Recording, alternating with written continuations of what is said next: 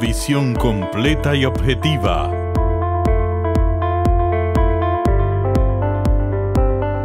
Del acontecer mundial. Presentamos Geopolítica con Nelson Encarnación.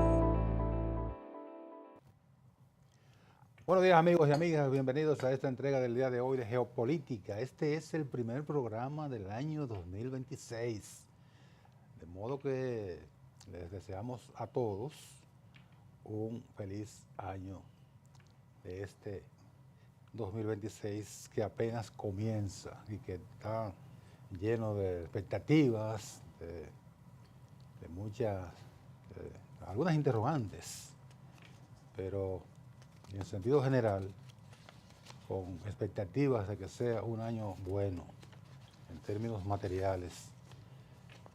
Primero la salud y luego lo material. Pero siempre en los propósitos que se plantean para el año, comenzamos con la salud y luego con lo material. Porque si bien el Señor dijo que no solo de pan vive el hombre, pero también debe aparecer el pan. Entonces ahí están las expectativas materiales para todos los dominicanos. En el día de hoy vamos a hablar justamente de lo material, pero ya en términos del análisis de las expectativas en el campo económico. Vamos a hablar en el día de hoy con el economista Franklin Vázquez, expresidente del Colegio Dominicano de Economistas y consultor en esa materia en el ámbito empresarial y el ámbito gubernamental, la macroeconomía, etcétera, etcétera. Así que vamos a hablar con Franklin en un ratito. Hay muchos temas relevantes en el campo internacional, en la geopolítica, que eso vamos a analizarlo al final de Geopolítica de este día. Recordamos que estamos por todas las vías del impacto, los canales, las redes sociales, en simultáneo con Virtual TV, que se repite a las 11 de la noche. También el audio en Samantha Radio Online y en las redes sociales nuestras. Y también, en esta ocasión, en las redes de nuestro invitado del día de hoy.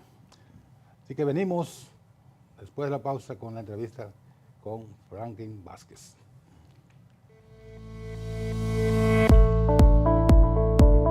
Geopolítica con Nelson Encarnación. En breve, volvemos.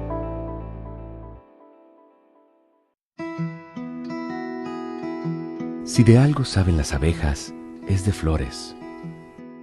Hay de todo tipo y para todos los momentos.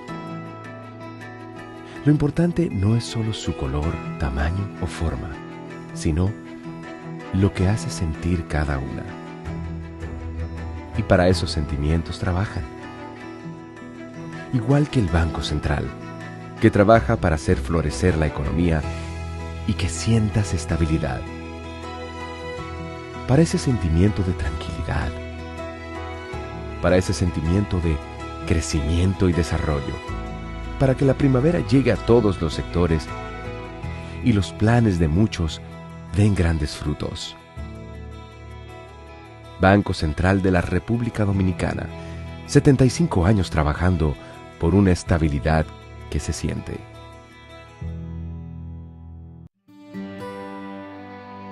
Hace unos años nosotros planificamos e informamos sobre una red nacional de trauma, una red que no solo conectará instituciones, sino que salvará muchas vidas. Y con satisfacción podemos decir que ya empezamos a consolidar esta red de trauma. En febrero de este año inauguramos con orgullo el Hospital Regional Traumatológico de Asua, el primero del sur. Pero hoy formalizamos la incorporación del Hospital Traumatológico de Higüey para la región este. Estamos construyendo el traumatológico de Sosúa, estamos construyendo el Hospital Traumatológico de Mao, estamos construyendo también una red de diálisis y pie diabético que estamos avanzando. Estamos construyendo también una red de servicios oncológicos. O sea que la red de trauma que anunciamos en el 2022 ya está siendo una realidad. Esto es un cambio sustancial y transformador en el sector salud.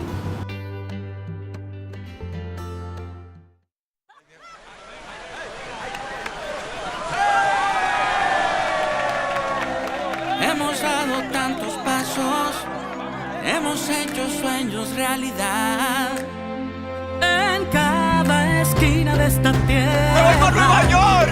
vemos toda la felicidad. Oh, oh, oh. Siempre le damos para allá. Equipo que no se rinde, gente buena que da más. En cada esquina de esta bella tierra, la solidaridad es nuestro aliento. Extendiendo la mano, construyendo nuestros sueños. Es que los dominicanos siempre le damos para En Banreservas ponemos el corazón en el crecimiento de nuestra gente, comprometidos en todo momento y ocasión en ser el banco de todos los dominicanos.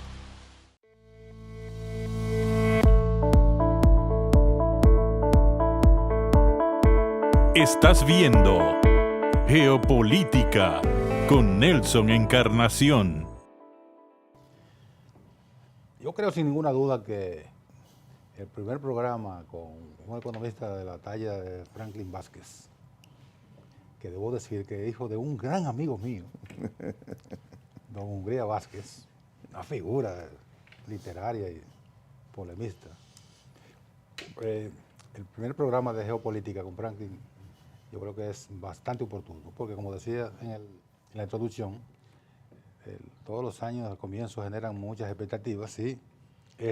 Por supuesto, también genera esas expectativas, interrogantes, preocupaciones, si se puede incluir también, porque tenemos venimos de un año bastante lento en lo que tiene que ver con el desempeño económico, no solo de la República Dominicana, sino de toda la región. La CEPAL, Comisión Económica para América Latina y el Caribe, la Agencia de Naciones Unidas que maneja esa temática para la región, proyectó un nivel de crecimiento bastante modesto para toda la región y para la República Dominicana. Todavía, obviamente, el Banco Central no ha dado las cifras definitivas del crecimiento, pero andaría por un 2.5, 2.9, depende de cómo se mida, pero un crecimiento bastante modesto, tomando en cuenta la historia de las últimas 2 décadas del país. El crecimiento de un 5, un 4, 5%, llegó un momento que creció hasta un 6%, y eso parece que por ahora va a ser historia. Así que vamos a ver cómo nos proyecta Franklin el año pasado y las perspectivas para este año. Buen día, Franklin. Buenos días y muchas gracias por la invitación. La primera vez que vengo aquí y me voy a quedar ya. Yo espero que sí. Mira, interesante la pregunta que hace y la introducción que hace para analizar el comportamiento de la economía dominicana durante el 2025 y ver las proyecciones hacia el 2026. Yo como economista, y cuando estudio y me gusta hacer comparaciones, porque las comparaciones te dan una idea real de que tú no solamente te estás comparando contigo mismo, sino que te estás comparando con el resto. Uh-huh. Y esto es importante, ¿por qué? Porque al final de cuentas, la economía mundial es una sola. Y la economía de la región se parece mucho también en las otras economías. Entonces, tú tienes también una interdependencia ahora. Tú no eres una economía independiente, tú eres una economía que está entrelazada con el conjunto de economías. Sí. Entonces, si tú lo comparas y tú dices, bueno, yo crecí el 2025 2.2 del Producto Bruto Interno. Sin embargo, la región creció 1.9. Sí. Entonces yo digo, bueno, pero yo no crecí tanto como el crecimiento que yo había tenido durante los últimos 29 años, que te voy a dar un dato. En los últimos 29 años nosotros crecimos 5.42%, 29 años. Promedio. Como promedio anual. Entonces nos acostumbramos a ese nivel de crecimiento que está por encima un poco de lo que es el crecimiento potencial que se ha establecido para la economía dominicana. Entonces yo no me rasgo la vestidura, yo no me pongo a llorar porque he crecido 0.2%, que si bien es una disminución, la mitad de lo que crecimos el año anterior, pero creo que como nosotros hemos venido creciendo tanto, que se ralentice un poco por las condiciones internacionales, porque otra cosa es que a veces nosotros decimos, bueno, la economía dominicana disminuyó su ritmo de crecimiento. Sí, pero el entorno internacional es complicado. Sí. Es complicado, y cuando te digo complicado es que todavía tenemos precios altos en algunas materias primas, en algunos insumos. Es decir, la suerte es que, por ejemplo, en el caso del petróleo se han mantenido niveles relativamente bajos y muy bajos en términos de lo que es el precio del barril de petróleo, que eso de alguna manera te da un respiro en términos de lo que es la economía. Entonces, te digo, bueno, y en los últimos 5 años crecimos 4.4%, tomando en consideración el 2.2%. Lo que quiere decir que al final de cuentas, yo creo que nosotros, si bien disminuimos el ritmo de crecimiento de la economía para el 2025, pues yo creo que eso no debe ser motivo de preocupación. Y oye, ¿por qué? Cada vez que me preguntan a mí cuál es de este gobierno, cuál ha sido su mayor logro, yo digo sencillamente la estabilidad macroeconómica, la estabilidad política y la estabilidad social. Exacto. Porque también cuando tú te comparas con los países de América Latina y tú ves el cuadro de Venezuela, tú ves el cuadro de Bolivia, tú ves el cuadro de Cuba y tú ves el cuadro de Haití ni hablar, tú dices, bueno, pero la economía dominicana es una estrella en este universo. Sí. ¿Entiendes? Entonces, nosotros, y también aportamos el crecimiento del Caribe. El Caribe va a crecer durante el 2000, que es un dato importante, porque por eso hablo de las comparaciones. El Caribe va a crecer 8.2%. Eso es enorme para el Caribe, y parte de la contribución la vamos a hacer nosotros, que según las estimaciones que hace la CEPAL, estaríamos creciendo un 3.6%, pero yo creo que podemos llegar a un 4%. Ahora bien, yo creo que ese crecimiento... De este año, 3.6%. Proyectado al final del 2026. Al final del 2026. No 25, porque ya 25... No, 25 pasó. 25 lo vamos a colocar en 2.2% del PIB hasta que el Banco Central dé las cifras oficiales. Sí. Porque todo apunta hacia allá, porque le hemos venido dando seguimiento de manera permanente mes a mes. Y estaremos creciendo, según la CEPAL y según otros organismos internacionales, entre 3.6 y 4%. Yo me iría más cerca del 4%, porque yo creo, y lo digo con toda honestidad, yo creo que este es el año del trabajo. Cuando yo digo año del trabajo es porque el próximo 2027 es un año preelectoral, donde tú no vas a tener... Sí, ahí hay impacto negativo. Y ahí, más que impacto negativo, se presentan incertidumbres, baja la inversión porque todavía no se sabe a quién se va a apostar para el 2028, y entonces también los inversionistas y los empresarios son muy cautelosos en eso. Ahora, yo creo que para nosotros garantizar ese crecimiento para este 2026 entre 3.6 y 4%, yo creo que hay algunas cosas que tenemos que poner sobre la mesa.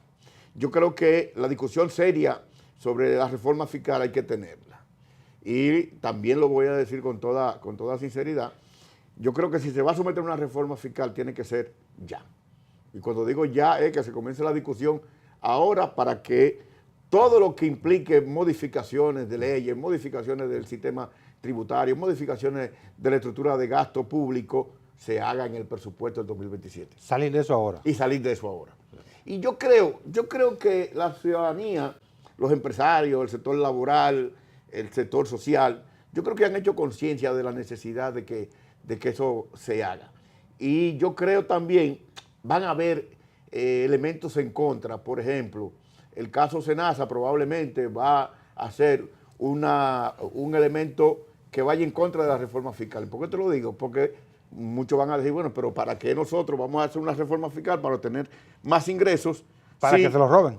No tanto para que se los roben, para que lo dilapiden de manera... Porque yo voy a colocar a Senasa como un caso aislado. ¿Tú sabes por qué? Pues yo escribí un artículo que se llama ¿Es la salud estúpido? que hace referencia a una campaña de Bill Clinton cuando estaba... Frente a George Bush padre. Exactamente. Y yo decía, y en el artículo, señores, inventen con todo menos con la salud. Porque cuando tú tienes una... Desde que tú naces hasta que tú mueres, todo es salud. Claro. Entonces, con eso no se puede inventar. Tú puedes hacer... Que ese ha sido el impacto negativo de mayor relevancia en el... Bueno, el hecho del presunto... el presunto desfalco, la presunta corrupción que se atribuye a Senasa, bueno, ya de por sí es impactante, pero cuando se analiza que es a la salud que ha afectado, presuntamente afectó, tiene un impacto demoledor, casi insalvable. Sí, pero cuando tú vas a los datos, ¿cómo es que 10 personas, según el Ministerio Público, se ponen de acuerdo para afectar 7.5 millones de personas que constituyen el régimen de Senasa? Sí. Los afiliados a Senasa. Eso es espantoso. Pero bueno, eso no es el tema que nos ocupa. Lo que yo digo es que ese tema va a influir en si se aprueba o no una reforma fiscal, por lo que te acabo de decir. Es decir, ¿cómo yo voy a hacer reforma fiscal, modificar leyes, subir impuestos, si es que ocurre, si tenemos casos como ese que de alguna manera, según el Ministerio Público, han sacado una cantidad de fondos importantes? Pero yo creo que al final de cuentas, la discusión de la reforma fiscal integral es una discusión económica y política. No es una discusión que tenga que ver con temas judiciales legales ni con temas judiciales. Pero ahí está la parte... En la parte económica estamos todos de acuerdo.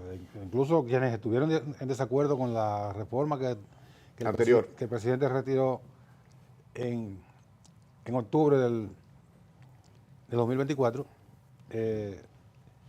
incluso la gente que estuvo en contra de esa reforma, reitero, han ido cambiando, como tú señalabas hace un rato, que han ido modificando y tienen una percepción totalmente diferente. Sectores empresariales, claro. Incluso los sindicatos y bueno, la gente... No, es que Magín Díaz, el ministro de Hacienda, a quien yo felicito, ha hecho un trabajo no solamente de presentación y divulgación, sino un trabajo con lo que yo llamo una narrativa creíble. Sí. Y la narrativa creíble es... Que fue la que faltó. Que fue lo que falló la vez anterior, fue lo que falló fundamentalmente. La narrativa creíble y transparente es que yo te digo a ti, señores, este país necesita hacer reformas, y una de las reformas es la reforma fiscal, pero la reforma no puede ser para que solamente el Estado carga con ella.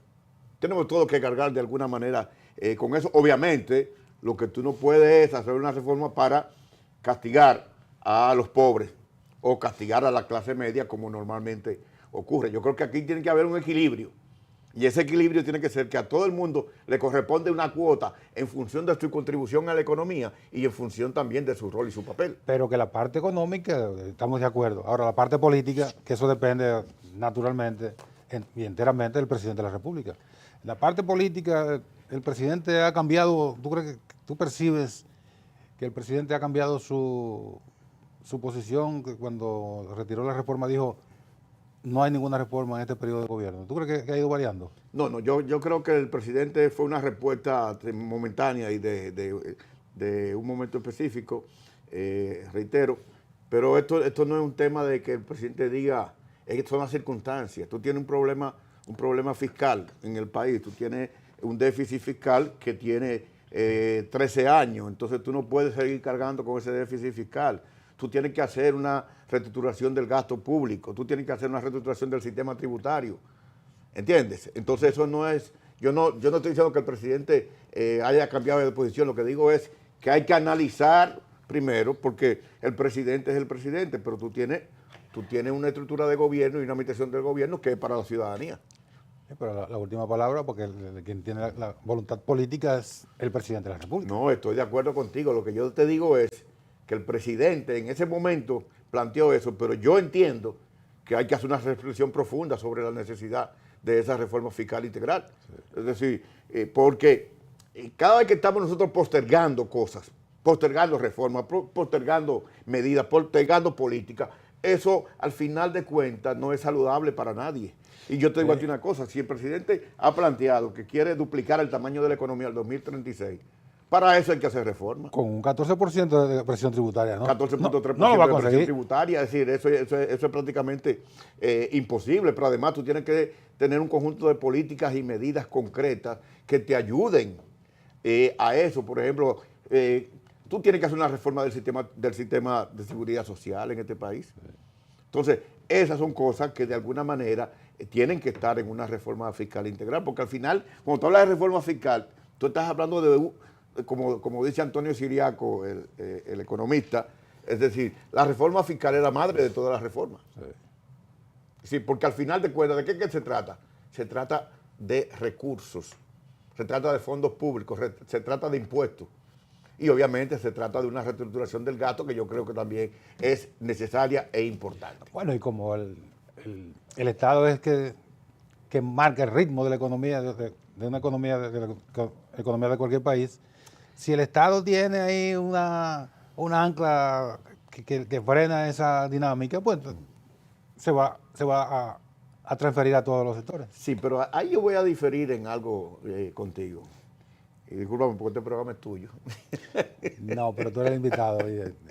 Pero yo voy a diferir, Nelson, por lo siguiente. Se da la impresión de que el ritmo de la economía lo marca el gobierno, lo marca el Estado el gobierno del Estado. Y no es así. El ritmo de la economía lo marca el sector privado. Bueno, pero las políticas públicas, ¿quién la Bueno, políticas públicas, pero las políticas públicas son de regulación, las políticas públicas son de medidas y acciones que de alguna manera permitan un entorno de negocio. Te genera el marco. El marco de negocio adecuado, pero al final de cuentas, los que hacen negocio son los empresarios. Sí. Es la micro, pequeña, mediana y gran empresa. Entonces, claro, el que crea riqueza. Que es la riqueza, que es el que produce riqueza, que hace la inversión. Pero hay un error entender que el Estado lo es todo. Y no es así. Ahora, el Estado da las pautas. El Estado toma medidas de política, reitero, que, por ejemplo, cuando tú inversión pública, nosotros tenemos que resolver el problema de la inversión pública. Nosotros podemos seguir invirtiendo menos del 3% del Producto Bruto Interno en inversión. Sin recursos no se puede mucho, ¿eh? Y sin recursos no se puede. Entonces tú tienes que tomar algunas medidas concretas en ese sentido, pero la reforma fiscal para mí lo que te viene es aclarar el panorama de qué tenemos de sistema tributario y qué tenemos de estructura de gasto. Y en ese marco entonces ver cómo ambas confluyen, cómo ambas tú la pones acá y ver entonces cómo reducimos el déficit fiscal, cómo reducimos la deuda, ¿entiendes? Porque se trata de eso, pero cuando tú reduces el déficit, lo que tú estás hablando es de reducir de alguna manera también la deuda y no seguirte endeudando. Es decir, porque la cantidad, el porcentaje de recursos que tú estás dedicando de los ingresos tributarios que tú estás dedicando a pagar capitales e intereses de la deuda, es una cosa que si bien es sostenible en el corto plazo, en el mediano y largo plazo no es sostenible si tú no tienes una reforma. No, eso es así, pero la narrativa, tú hablas de la narrativa del ministro Magín Díaz, que tan pronto asumió, bueno, se dedicó a un periplo. No, y la capacidad de negociación, claro, porque él conoce. Y a explicar la necesidad. Y a explicar no solamente la necesidad, explicar qué es lo que se va a hacer, dónde que van a estar los puntos neurálgicos, el ITEVIS, el impuesto sobre la renta, el IPI, todos los impuestos, el gasto tributario, por ejemplo. El gasto tributario, dilo con la palabra que correcta. El gasto tributario son las exenciones. No, mil exenciones que hay. Exenciones, subsidios que el gobierno da y que son recursos que el gobierno no recauda, aunque te voy a aclarar que el 60% de ese gasto tributario es exención de ITEVIS, que no está mal, porque si no estuviera afectando a los más pobres. Claro. Pero de todas maneras, ese 40% que resta, ponle que son 350 mil pesos, 350 mil millones en gasto tributario. Si tú reduces eso a la mitad, pues tú vas a tener unos ingresos adicionales que de alguna manera te van a contribuir a reducir ese déficit del que estamos hablando. Bueno, Magín Díaz ha proyectado un déficit de 280 mil millones.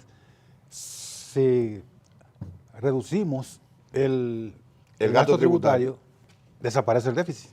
No es tan aritmético, pero... No es automático, porque como te digo, ahí hay una capacidad de negociación que tú tienes que desarrollar y tener, porque a los sectores que tú le estás de alguna manera favoreciendo con subsidios, con incentivos, con exenciones, son sectores productivos de incidencia. Sí.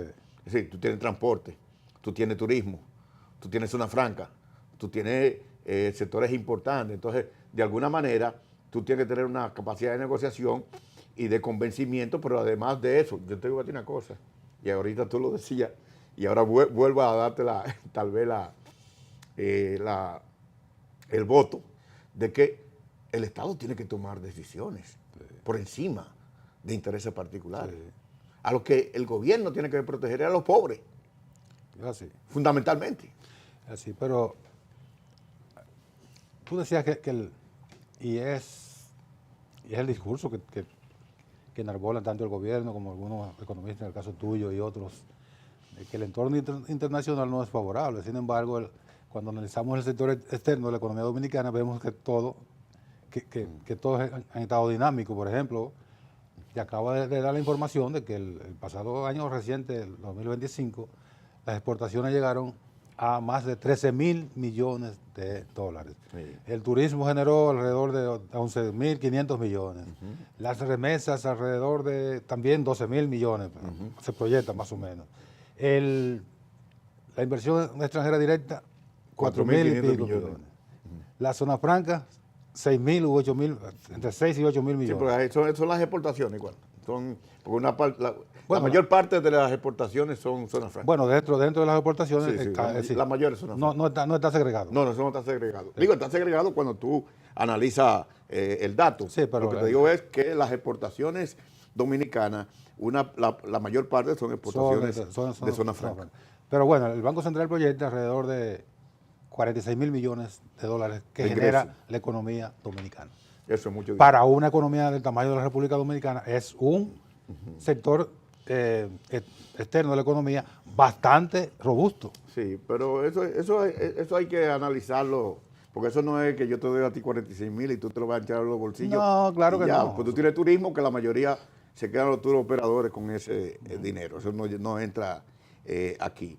Lo mismo de zona franca, estamos hablando que es inversión extranjera de alguna manera. Las remesas tampoco es que llegan y te llegan a ti, sino que le llegan a la gente de manera individual, la gente lo gasta o lo ahorra Bueno, o lo que sea. pero No. ¿entra en la economía? Sí, no, entra a la economía, pero no es que entra a la economía y por esa razón tú vas a tener más dólares disponibles, ¿entiendes? Lo que quiero decir que nada es automático en este caso, que 46.000 millones que entren, no es que entran a una cuenta y ya. Claro. Bueno, pueden ir a la economía en términos de consumo Sí. o en términos de inversión. inversión. ¿Entiendes? Pero no es automático, y una parte importante también se puede quedar en otras latitudes. No es que, digamos, la emisión que hace el Banco Central, digamos, que entra inmediatamente a lo que se llama A la masa monetaria. A la masa monetaria. No, en el caso del dólar no es así. No es así, nunca es así. Ok. Bueno, tenemos estos escenarios. Una economía dinámica en términos del sector externo, un poco lenta o ralentizada en términos de inversión del gobierno, también de la inversión privada en construcción, que son de los sectores más dinámicos. ¿Qué tú proyectas para estos 12 meses? Bueno, ya te dije que para mí la economía dominicana estaría creciendo entre 3.6 y 4% a partir de lo que son los pronósticos internacionales y algunos datos que nosotros hemos analizado. Y yo creo que este debe ser un año de la productividad. Puedes decir, pero Frank, ¿por qué de productividad? Mira, estos países en desarrollo fundamentalmente tienen un problema de productividad. Y la productividad es lo que te lleva a la competitividad. Sí. Y a veces tú inviertes, pero no tienes la productividad necesaria para tú, de alguna manera, aumentar la productividad del capital y también la productividad laboral. Y esos dos elementos te pudieran dar mayores capacidades y mayores probabilidades de ganancia. Es decir, aumentar la productividad implicaría un aumento de la competitividad. Y yo creo que ahí hay un trabajo todavía que hacer. Eso por un lado. Y por otro lado, yo creo que el impulso, como tú decías, al sector construcción y a la agroindustria, por ejemplo, pudiera también generarte una corriente importante no comportamiento, sino contribución a lo que es aumentar el Producto Bruto Interno. Por eso te digo, yo creo que nosotros tenemos que seguir apostando al turismo, tenemos que seguir apostando a la agropecuaria, tenemos que seguir apostando a un sistema financiero fuerte. Que lo es. Que lo es. Sin embargo, ahí yo siempre tengo, no la duda, sino siempre tengo, no sé por qué, no hay una transmisión más directa entre la tasa de política monetaria y la tasa de interés promedio del mercado en el sistema financiero. Eso en algún momento tenemos que discutirlo seriamente a nivel de las autoridades monetarias, la autoridad monetaria y financiera, de que si tú bajas la tasa de política monetaria, se supone que que te debe reflejarse en una disminución de la tasa de interés del mercado. Y entonces, si tú la tasa de interés del mercado, tú no la disminuyes, el incentivo a los sectores productivos no va a existir. Porque ¿de qué viven los empresarios? Viven de la tasa de interés. Claro. E invierten cuando la tasa de interés está baja. Cuya inversión le resulta rentable. Claro, exactamente. Porque si no, yo lo guardo el dinero o lo saco fuera del país, que es otra cosa. En la medida que tú tienes tasa de interés alta a nivel local, pues entonces tú ves cómo está la estabilidad a nivel internacional y cómo está el mercado, y tú simplemente dices, bueno, yo tengo $1 millón, yo mejor lo voy a sacar y lo voy a llevar a los Estados Unidos y voy a poner en la bolsa de valores. Pero la tasa de interés, como que el dinero es una mercancía igualita que cualquier. Sí, es una mercancía. La fundamental porque compra todas las demás. Claro. Pero entonces la tasa de interés, la tasa del mercado. ¿Cómo es? La tasa de interés la tasa del mercado. ¿Cómo está el mercado? Sí, pero espérate, porque cuando los Estados Unidos, la Reserva Federal, baja la tasa de política monetaria, se refleja inmediatamente en una reducción en la tasa interna del sistema financiero. Por eso te digo, aquí ahora vamos a tener que tener una discusión seria en algún momento de por qué aquí no tenemos una transmisión mayor. Yo creo que el sistema financiero es fuerte, el sistema financiero es robusto, pero el sistema financiero para mí debería tener una mayor respuesta a lo que son las medidas de política monetaria. ¿Y qué te dice la teoría económica en ese sentido? Bueno, que deberíamos tener tasas de interés activas mucho más bajas de lo que tenemos actualmente. ¿Y qué pasa? Bueno, lo que pasa es que la transmisión no se ha dado, entonces por eso digo de la discusión seria que se debe tener para ver cuáles son los elementos que están impidiendo que haya una transmisión mayor y que cuando tú bajas la tasa de política monetaria del Banco Central se pueda reflejar una disminución de la tasa de interés activa fundamentalmente. Y cuando el Banco Central además acaba de mantener la tasa de política monetaria. Sí, pero la había venido bajando. Lo que te bueno, ya ahora está en 5.25. La mantuvo recientemente, la semana pasada. Sí, la mantuvo y adopta políticas monetarias en la dirección de inyectar más recursos a través del encaje legal, otro mecanismo de política monetaria para que los intermediarios financieros dispongan de más recursos. E incluso le fija la tasa, digamos, para la construcción, un 9% para la MIPYME, etcétera, etcétera. Ese dinero ingresa al sector financiero y no se refleja. ¿Qué pasa ahí? Ese es otro elemento importante que yo estuve analizando. El problema con eso es, primero, que el 9% a la MIPYME o a la industria es, como un dinero de encaje legal, es menor a la tasa del mercado. Sin embargo, la mayoría de esos recursos se van al comercio y los servicios, fundamentalmente al comercio, más del 65%. ¿Y qué es el comercio? Los grandes almacenistas. Pero la vocación bueno, el interés. El lineamiento del Banco Central no es del Banco Central, pero el lineamiento del Banco Central no dice que no se puede prestar al comercio. Va fundamentalmente allí, pero cuando llega el dinero a los bancos no pueden, vengan las MIPYMES nada más, porque también, tú lo dijiste ahorita, es un negocio. ¿Entiendes? Entonces, por eso te digo, para mí hay cosas de la dinámica económica que aprovecho para decirte, la dinámica económica de este país es una dinámica económica impresionante. Y esa dinámica económica hay que mantenerla y asegurarla. Ahora hay cosas que tenemos que discutir de cómo nosotros hacemos que esa dinámica económica se consolide, ¿ok? ¿A través de qué? A través de los fundamentos que maneja el Banco Central, pero también a través de una respuesta de los sectores productivos y del sector financiero. Claro. ¿Entiendes? Es decir, porque si tú tienes 81.000 millones de encaje legal para el mercado, tenemos que ver los mecanismos reales, efectivos, de que lleguen, el porcentaje que se dedica a las MIPYME llegue realmente a las MIPYME. No hay ninguna duda, Franklin, de que los elementos fundamentales de la macroeconomía se van a mantener. Sí. Por supuesto, entonces la estabilidad macroeconómica no está en duda. Incluso con la incertidumbre que pueda generar el próximo proceso electoral y todo esto. En caso de que el presidente se cierre y diga no voy a propiciar, no voy a encaminar, porque depende de él, del Ejecutivo que la someta, no voy a encaminar una reforma. ¿Qué tú preverías que pudiera ocurrir? Yo creo que el presidente Luis Abinader es bastante sensato y es bastante también práctico porque es empresario y sabe las cosas que hay que hacer. Yo creo también que tú tienes una estructura de gobierno, tú tienes un conjunto de funcionarios que también tienen la capacidad de convencer al presidente de lo que más le conviene. Porque aquí estamos hablando de lo que más conviene. Porque si no tuviera ninguna conveniencia, yo te dijera, dejemos eso. Pero yo creo que conviene. Por eso yo creo en la discusión, pero yo creo en el trabajo que está haciendo Magín Díaz de negociar, porque al final de cuentas yo creo que es una negociación. Sí.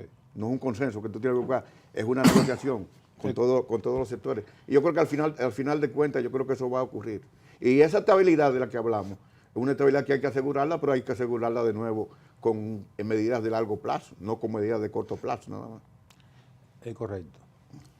En la discusión de la reforma anterior se hablaba de unos 125.000 millones. Después fueron desmontando algunas. 120.000 millones. Sí. La que plantea el ministro ahora, Magín Díaz, andaría por unos 80.000 millones. Que frente al déficit, que él mismo proyecta, sería una gota de agua en el océano, pero algo es algo. Sí, pero es que ahí también voy a hacer la aclaración y muy buena tu intervención. Es que una reforma no es para un año, no te va a resolver el problema en un año. Las reformas tienen una duración, se implementan hoy, pero es para que en 10 años nosotros tengamos los problemas resueltos, que sin ella no se tuvieran. Entonces hay que sacarse de la mente de que si a la reforma de este año ya tenemos que resolver los problemas de este año. La inmediatez. No, por Dios. Sí, eso tiene un horizonte temporal de 10 años mínimo para que una reforma tenga lo que es el efecto multiplicador que se está buscando. Claro, naturalmente, si nos remontamos a la reforma fundamental que ha tenido este país en los últimos 50 años, la del año 1991. 91-92. Eso se proyectó hasta el sol de hoy. Entonces, es lo que te estoy diciendo. En este país creemos que todo es para lo inmediato, para allá. No. Es decir, en términos de política económica, en términos de medidas, en términos de decisiones, esas decisiones, esas medidas y esas acciones y esas políticas tienen un horizonte temporal mucho más largo que un año. Otra cosa, ya terminamos prácticamente el programa, pero no podemos terminarlo sin yo preguntarte lo que es que yo lo analizo como una quimera. Muchos lo dicen, que el gobierno lo puede hacer, nunca refieren el impacto de eso que plantean, que es la reducción de la nómina pública. Vamos a tirar 250.000 personas a la calle, resolvemos, digamos,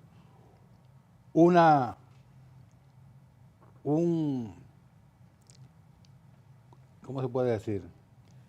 Momentáneamente algo de macroeconomía. Sí. El déficit. ¿Y lo social? 250.000 personas para la calle que el sector privado no la absorbe. ¿Tú también te inscribes en esa prédica de que hay que reducir la nómina pública? Mira, yo me conformaría con que la congelemos por 20 años. Vamos a congelar la nómina por 20 años. Y que es un acuerdo. Y los maestros que se necesitan, los médicos que se necesitan. Eso es nómina pública también. Cuando yo te digo congelar, es congelar fundamentalmente lo que es el gasto corriente en términos de empleomanía, y es la empleomanía básica, porque en salud, en educación, en algunos sectores. La seguridad social. No hay policía, hay guardia. Está bien, pero... No, guardia no, está bien con guardia, pero policía. No, es que en sentido general, tú tienes que hacer un análisis, porque tú me hablas de los maestros, también vamos a seguir contratando maestros, pero tú tienes una estructura administrativa en el ministerio que es enorme. Sí. Tú tienes una estructura administrativa en salud que es enorme. No es nada más los médicos y enfermeras, es la estructura. Entonces, esa estructura, vamos a congelarla. Y ahí tú tienes un ahorro impresionante. Bueno. Si con que tú no cargues más la nómina, ya para mí es una decisión importante y trascendental. Tú eres uno de los técnicos sensatos, porque otros son radicales. Hay que bajar la nómina pública. Sí, pero es que eso por más que tú lo digas, eso es política. Eso es política, por más que tú lo propongas, hay que entender la naturaleza y hay que entender cómo funciona el sistema. Cuando tú entiendes cómo funciona el sistema, entonces tú tomas medidas sensatas. Es correcto. Ya para cerrar, Franklin, una previsión aterrizada a lo posible. En diciembre de este año 2026, cuando se tiren los números, ¿por dónde tú crees que andaría la economía dominicana? Bueno, te digo, si al final de cuentas yo creo que vamos a crecer un 4%. 4.2. Ese es mi pronóstico para el crecimiento de la economía. Que esa es una previsión casi una maravilla. Que está por encima de lo que ha dicho la CEPAL, y yo creo que en lo fundamental esta es una economía resiliente. Esta es una economía con capacidad de rebote. Sí. Entonces esa capacidad de rebote nosotros la podemos tener sin ningún tipo de problema. Ahora, de nuevo, tomando las medidas fundamentales, aumentando el gasto de capital, controlando la nómina pública, haciendo la reforma fiscal integral y tomando las medidas fundamentales que hay que tomar. Gracias, Franklin. Gracias a ti. Yo sabía que iba a ser brillante, pues te conozco bien y tienes una posición bien aterrizada. Gracias, Franklin. Gracias a ti. A la pausa y venimos de inmediato.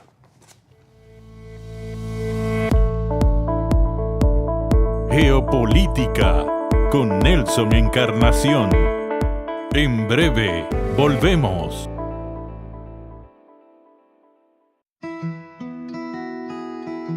Si de algo saben las abejas, es de flores. Hay de todo tipo y para todos los momentos. Lo importante no es solo su color, tamaño o forma, sino lo que hace sentir cada una. Y para esos sentimientos trabajan. Igual que el Banco Central, que trabaja para hacer florecer la economía y que sientas estabilidad. Para ese sentimiento de tranquilidad. Para ese sentimiento de crecimiento y desarrollo. Para que la primavera llegue a todos los sectores y los planes de muchos den grandes frutos. Banco Central de la República Dominicana, 75 años trabajando por una estabilidad que se siente.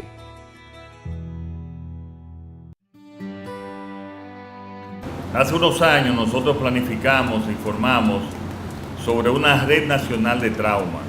Una red que no solo conectará instituciones, sino que salvará muchas vidas. Y con satisfacción podemos decir que ya empezamos a consolidar esta red de trauma. En febrero de este año inauguramos con orgullo el Hospital Regional Traumatológico de Asua, el primero del sur. Pero hoy formalizamos la incorporación del Hospital Traumatológico de Higüey para la región este. Estamos construyendo el Traumatológico de Sosúa. Estamos construyendo el Hospital Traumatológico de Mao. Estamos construyendo también una red de diálisis y pie diabético que estamos avanzando. Estamos construyendo también una red de servicios oncológicos. O sea que la red de trauma que anunciamos en el 2022 ya está siendo una realidad. Esto es un cambio sustancial y transformador en el sector salud.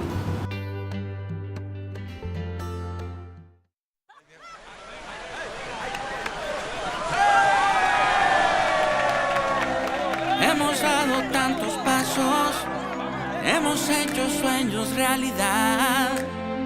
En cada esquina de esta tierra. ¡Me voy por Nueva York! Vemos toda la felicidad. Oh, oh, oh. Siempre le damos para allá. Equipo que no se rinde, gente buena que da más.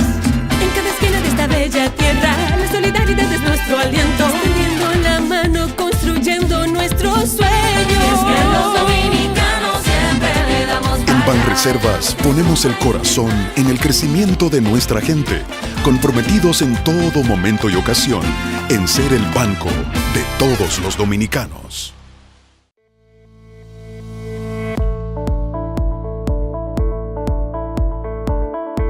Estás viendo Geopolítica con Nelson.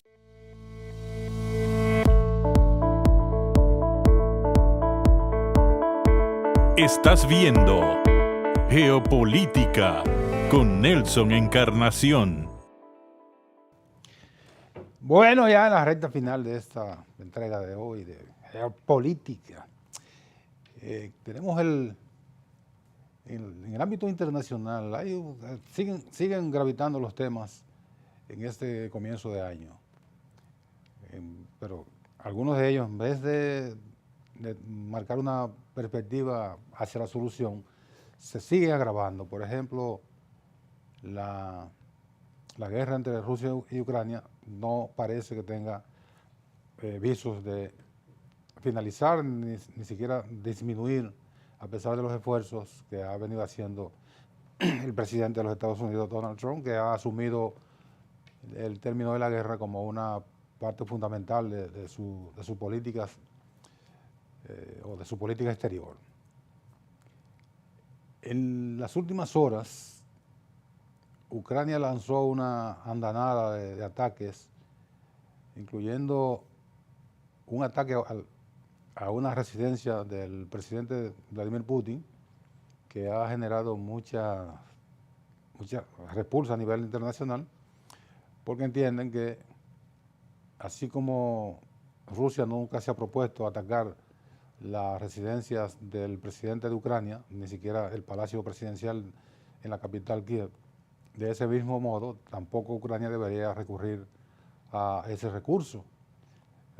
Por otra parte, unos 200 drones fueron lanzados por Ucrania hacia diferentes puntos de la geografía rusa, atacando una ciudad donde se produjeron decenas de muertos y heridos, que también fue denunciado por Rusia como una violación al protocolo de guerra, si se puede llamar de esa manera. Sin embargo, desde el punto de vista de los intereses de Ucrania, ellos entienden que pueden recurrir a cualquier recurso para defender su territorio y para tratar de revertir el curso de la guerra. Que el curso de la guerra obviamente marca un ritmo hacia la victoria de Rusia por razones muy elementales, que de hecho Rusia también ha venido ganando otros espacios del territorio ucraniano. Entonces la reacción de Ucrania es tratando, de una forma que se pueda llamar desesperada, de golpear intereses rusos a nivel incluso de atacar una residencia del presidente Vladimir Putin. La semana pasada, el presidente Trump recibió en su casa veraniega de la Florida al presidente ucraniano, tratando de convencerle de que llegara a un acuerdo con Rusia para poner el fin a la guerra. Naturalmente, todo sigue gravitando en torno a cuál sería ¿Cuál sería el fundamento de un eventual acuerdo? Y sigue siendo la cuestión territorial, de que Ucrania no quiere perder los territorios que ya han sido conquistados por Rusia muy temprano, en el comienzo de la guerra, y Rusia no quiere negociar la devolución de esos territorios. Y como hemos señalado en otros programas, ahí está el punto fundamental de por qué esa guerra no va a terminar en las condiciones en que plantea el presidente Donald Trump. El presidente Trump quiere forzar a Zelensky a firmar un acuerdo de paz sobre la base de que reconozca que Ucrania perdió esos territorios. Y desde la óptica de los ucranianos, ese es un punto que no debería estar formando parte de las negociaciones. Y desde el punto de vista de los rusos, entienden que no van a negociar volver la situación a lo que era en febrero del año 2023, cuando lanzaron la llamada Operación Militar Especial, que significó el ataque al territorio ucraniano. Ahí, sencillamente, eso está en un punto muerto, que por más que insista el presidente Trump, le va a resultar bastante difícil conseguir que la parte ucraniana acepte como bueno y válido la pérdida de más de un 20% de su territorio. En lo que concierne a la situación en nuestra región, el caso fundamental es el conflicto que se plantea entre Estados Unidos y Venezuela a partir de las operaciones lanzadas por el gobierno de los Estados Unidos de ataques a embarcaciones que supuestamente salen de Venezuela, pero que no ha habido una comprobación fehaciente de que eso sea así. Y en las últimas horas la narrativa está centrada en un supuesto ataque de los Estados Unidos, de fuerzas de los Estados Unidos a una instalación en el estado de Zulia, en Venezuela, que supuestamente era un centro donde se preparaban embarcaciones de narcotráfico con destino a los Estados Unidos, y que el gobierno venezolano ha negado, señalando que esa empresa sufrió un incendio. Bueno, y los dueños de la empresa han señalado que sufrió un incendio como consecuencia de una falla eléctrica. Toda esa narrativa, ahora viene la disputa entre si una cosa es cierta, si la cosa es una narrativa mentirosa, y ahí se diluye el conflicto. Mientras el presidente Trump ha llamado 2 veces a Maduro y ha hablado con él por teléfono. El tema es que según Maduro, lo que le han planteado es que él abandone según Maduro no, según allegados de Maduro, del gobierno venezolano, es que le han planteado que abandone el poder. Y Maduro dice que eso no está en discusión. Las Fuerzas Armadas venezolanas, el partido gobernante de Venezuela, el Partido Socialista Unido de Venezuela, todo el establecimiento venezolano dicen que esa parte no está en discusión. Entonces, así comenzamos el año 2026 en lo que respecta al conflicto Estados Unidos-Venezuela. ¿Hacia dónde caminará eso? Tenemos todavía un año completo para ver cuál va a ser el desenlace de ese conflicto en nuestra región, que de una región de paz ha pasado a ser parte de los conflictos militares en el mundo. Terminamos por el día de hoy. Gracias por su atención. Hasta el próximo programa.